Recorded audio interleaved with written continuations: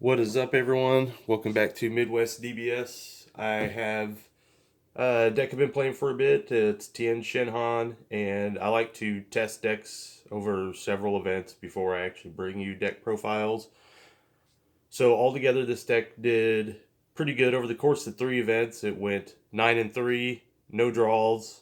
So it won 9 rounds and lost 3. It placed second at one event, one local event, which was 4 rounds. It placed first at one local event, which was 5 rounds. It went 5-0. And then at a third local event, that's where actually 2 of the 3 losses came from. It just scrubbed out and didn't do too well one event. But overall, 9-3, so pretty good. So leader, when it attacks, you get to draw a card, and you also can take a life to hand, so it self-awakens. Activate main, you get a free draw on your first turn, basically. The only stipulation is it picks the card it draws, which is the Chatsu, which I'll show you. When you awaken, you get to restand energy and make 3 multi-form tokens, which are 10k power, 5k combo cost. Tien gets really good on the opposite side. Now, when he attacks, he still draws a card, and he gets a plus 5k boost, so he becomes a 20k attacker. Now, if you have 3 Tien Shinhan tokens, or multi-form tokens, or Tien Shinhan, the magic number is 3, which you need to have. It also gains crit and blows up opponent's battle card, energy cost 4 or less. So, pretty good. So, most of these decks are for the most part the same, just little differences, so we won't take that much time. So first off, we do play 4 Bardock Unison. It's just really good with the amount of 1-drops this deck plays, because you play your 1-drop, you pop it to Bardock to force him to discard a card. A lot of times I was able just to keep him on board and go to that -3, and I really closed out a lot of games with Bardock himself being able to be a triple attack. He also has the good effect that you can take one of your opponent's combo and put it to the drop, which is really good against a lot of decks that are especially trying to combo in certain cards like apes and whatnot. So yeah. So first off, here's the Chatsu that your leader finds. It's a blocker. It also has an auto that when it is KO'd, so either you can block the KO it, or you can pop it with your own Unison to make them discard a card. And then it brings, if you do that, it brings this Tien into play. Now the Tien won't be able to attack for a little bit, but it's still a Tien card, which can help with your leader.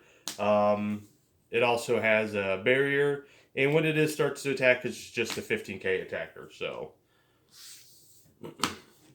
now, like, the main reason why everyone's playing this deck is because you get to play Trading Blows Son Goku. On the play, this card is just so dang good because your opponent gets to start their turn with a 5-card hand instead of a 6-card. They will draw a card, so I mean they will go up 6, but they're not going from 6 to 7.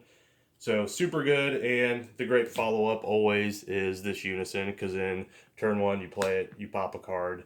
Turn 2 you play this, pop this to this, they discard another card. So you start picking at your opponent's hand bit by bit, and that's how you win a lot of games with this deck. Go over super combos. We played 3 Defending Father Paragus because it is just really good. It digs for stuff you need. It's just a great card. It's a draw 2, warp 1, 10k. If you're at 4 or less life, which isn't an issue since your leader is the Self-Awakening. Now, we did play 1 Vegeta the Lone Prince because I want to increase my chances of seeing a turn 1, make your opponent drop a card, followed up with Bardock Unison. So Vegeta Lone Prince kind of acts like your 5th Trading Blow Son Goku. If it's later in the game, you can always just use it as a regular super combo, but it's just pretty much just a guarantee you'll see a 1-drop first turn that's going to pop a card.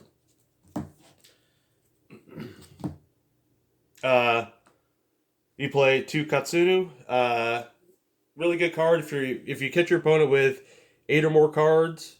Basically, you get a burst 2, and then this becomes I believe a 20k. Yeah, a 20k double strike.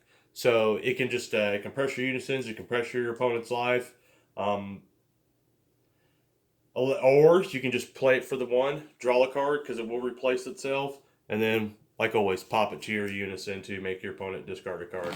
So it serves several purposes. I wouldn't cut it, I'd keep it. Every once in a while I was able to do that, burst 2 effect double strike, but most times I was just playing it, and it does replace itself, which is good. So you play it, replace itself, so you don't go down neg at all, and then you can pop it, neg your opponent off your unison, that's just good enough. Of course, we're playing the unison, so we are playing for Frieza Charismatic Villain. Great counterplay, pops anything 7 or less. Enough said, yeah, and it plays for free if you have your unison out, so super good. We play 3 Rosie, Blast Manipulator. I really love this card. I think this card is just freaking outstanding. It has Deflect, which is one of my very favorite keywords. So it gets around a lot of counterplays. When you play it, your opponent gets to discard 2 cards. A lot of times in this deck, you are just grinding out your opponent. So this card can go for game. It can gun down unisons, or sometimes you're just popping 2 cards out of their hand and swinging down battle cards that they have attacked with and clearing board and just keeping their hand low. It's all situational, what you want to do with it. Just a good card. And you'll see one card we're not running, which is kind of funny. We ran in our sideboard instead as a 2-of. So this card is pretty budgeted except for the Frieza Charismatic Villains and an SCR. Besides that, this deck is super affordable. So, and that's because we are running one expensive card in our sideboard, not the main. You don't have to run it. But under negates, announcer play-by-play, facilitates as a negate. Other parts of the game, you just need to draw 2 cards as long as you meet the requirements. You can just play it out and draw 2 cards. We play 2 Shocking Death Ball. Essentially, you can do it for free as long as you have the Sparking 5, or you pay 1, negates an attack, and you can pop a card 2 or less. And now we play 3 Homicidal Clones. I'm really liking this negate right now, at least in our local meta.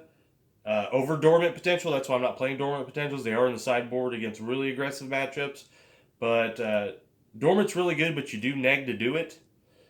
This, you won't neg at all, and pretty much facilitates what Dormant does. You negate an attack and create a blocker for the turn. So essentially stops 2 attacks. Plus, you can take a life to hand, so you can sort of replaces itself. Where in Dormant, you just neg cards to do it. So, at least in our meta, I'm really liking this over Dormant right now, honestly. So I'm running 3 of those. We also play 2 Cells Destroying Kamehameha. It's still good just because it's a 1 energy plus 15 and rips a card out of your opponent's hand. Unfortunately, it's not free like the yellow version in Mecha. They can basically do it for free. But still for 1 energy, still really good. Let's keep going. Of course, we're playing this deck, so we will be running 4 of those and 4 Tiens. This is kind of like your game ender. A lot of times, if I would do it, I was running this out on turn 4. Sometimes turn 5 if the game went that long because this deck can stretch the game out. And against certain matchups, both decks are just trying to stretch the game out, and that's just the way it happens. But on average, it's usually turn 4. So essentially, you get to play this for 1 green. It has barrier. You can also add a card from life to hand. And then the follow-up is you can play this for 2 if you have the Goku in play, which just has Deflect. Super cool keyword. And this has Double Strike. But the cool thing is, when these are out together, this guy just is able to go ham and gets a plus 10k and triple strike. So both these together can just end a game out of nowhere. Super good.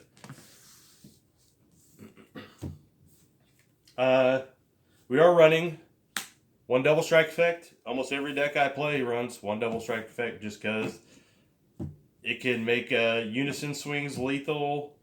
It can make any battle card that doesn't have double strike lethal. And with Tien, it's pretty cool because if you're at the 20k, then you're 30k double strike crit, and 30k is hard to combo over. So they're going to eat the life, or you can just kill them with that. Next, since we are running so many discard outlets, 2 of those. Your opponent discards a card. It's a free play. It's a crit attacker. Can also warp a card from your opponent's board with 4 or less. And once again with this, makes it 25k crit. So, yep, still good. Next, we're going to go to some of our 1-ofs or 2-ofs. I'm just showing you both these cards because you can play either. They're both really good. They both have, once again, my favorite keyword, deflect. This one's more aggressive and can end games. But the main reason why they're in there is because they both can deal with cards with barrier and kill them. You can play this to create tokens if you want. So you get a 20k in tokens, or you can use the effect to pop barrier cards. This card, if your life is at 3 or less, essentially you're going to pay 3 for it. So you're basically going to pay the same energy cost, essentially. And this is a double striker, 25k. It can pop a card from your opponent's field of the barrier, or you can remove unison counters from your opponent's unison. So you could just go 1-1. You could go 2 of these, or you could play 2 of these. Any other way you want to do it, but I recommend those combinations with that. Next, we play just one Toa. We want an early overrealm,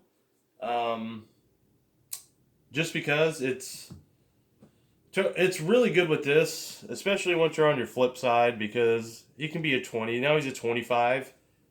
This makes your opponent discard a card and increases 25k crit. They just work well together, but I only put 1 in there just because deck space is kind of tight. Our other overrealm for late game is we play Big Boy, Food the Dark Banisher. You can play Food Shroud of Mystery. Right now I like Food the Dark Banisher just because it does come down on turn 4, so it comes down quicker. It can, even in matchups where you want Food Shrouded in Mystery, this can somewhat facilitate what that card does. I do run the Shrouded in Mystery in the sideboard for the matchups you want to see it in. But right now I just like this card better in the main. It just comes down quicker. Yeah, it doesn't explain what it does. And what it does is whenever your opponent activates a skill, they pitch a card, and it's triple attack. So, yeah, really good. Last but not least, the SCR.